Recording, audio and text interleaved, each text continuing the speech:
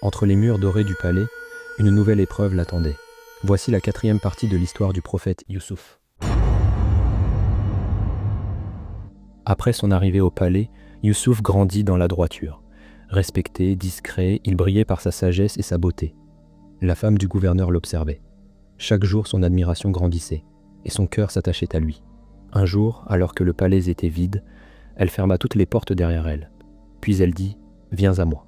Youssouf recula, puis il dit « Je cherche refuge auprès d'Allah. Mon maître m'a honoré, je ne trahirai pas cette confiance. » Il se dirigea vers la sortie. Elle se jeta derrière lui, attrapa sa tunique et la déchira par derrière. À ce moment, le gouverneur entra. Sans attendre, elle parla d'une voix pressée. « Que faut-il faire de celui qui a voulu du mal à ton épouse ?» Youssouf prit la parole. Calme malgré l'injustice. C'est elle qui a cherché à me séduire. Alors, un témoin de la maison intervint. Regardez sa tunique. Si elle est déchirée par devant, c'est lui qui ment. Mais si elle est déchirée par derrière, c'est elle qui ment. Le vêtement parla, déchiré par derrière. La vérité était claire. Mais la rumeur se répandit dans la ville. Les femmes murmuraient entre elles. L'épouse du gouverneur s'était prise de son serviteur. Pour se défendre, elle les invita à un banquet. Les tables furent garnies de fruits, et chacune reçut un couteau pour les couper.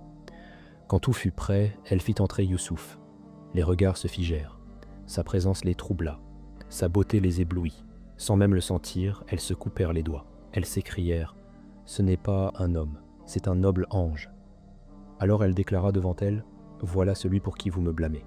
Oui, j'ai voulu qu'il vienne à moi, mais il a refusé.